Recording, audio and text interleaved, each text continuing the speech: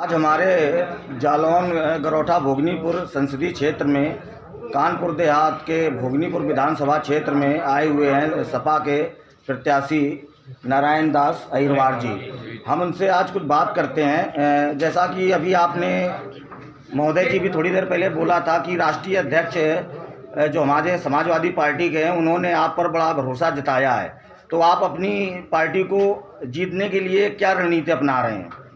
देखो, धन्यवाद आपको बहुत बहुत,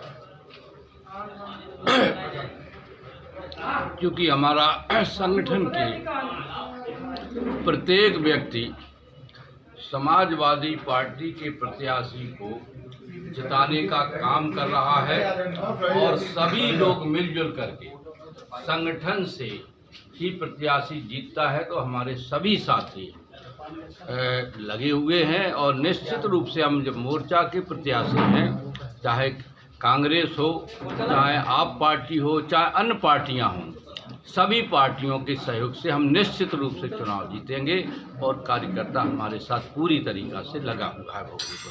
जैसा कि हम लोग बराबर संसदीय क्षेत्र में घूम रहे हैं, तो लोगों का रुझान इस बार कुछ समाजवादी पार्टी की तरफ दिख रहा है।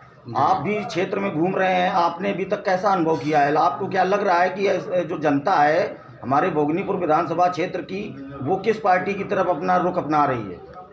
देखो, 2014 से लेके 24 तक भारतीय जनता पार्टी की प्रदेश में केंद्र में सरकार है और प्रदेश में भी सरकार बनी। जो उन्होंने वादे किए थे, कोई भी वादा भारतीय जनता पार्टी की सरकार ने पूरा नहीं किया।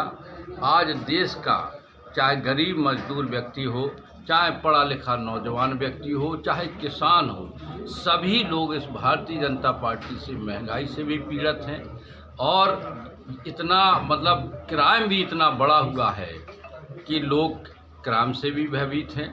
तो सभी लोगों का मन बन चुका है, चाहे किसान हो, चाहे नौजवान हो। नौजवानों को कोई रोज़गार नहीं मिल रहा है, नौकरी नहीं मिल रही, हमेशा पर्चा लीक हो जाते हैं।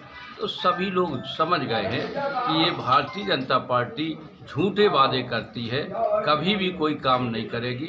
इसलिए लोगों का रुझान बढ़ा हुआ है कि हम निश्चित रूप से अब की बार मोर्चा के प्रत्याशी को जिताने का काम करेंगे और केंद्र की भारतीय जनता पार्टी की सरकार को हटाने का काम करेंगे। अच्छा महोदय, ये देखने को मिल रहा है कि इस समय समाजवादी पार्टी को लेकर के युवाओं में काफ़ी जोश है जी।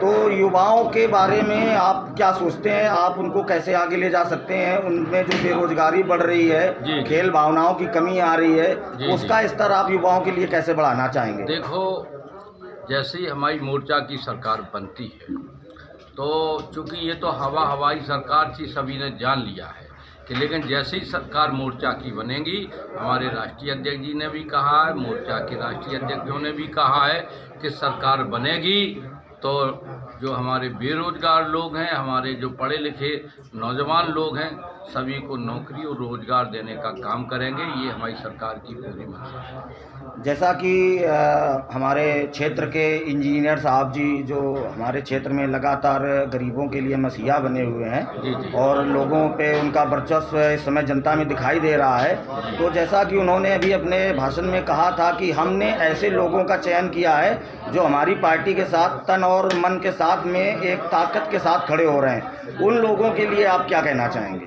देखो, हमारे जिस संगठन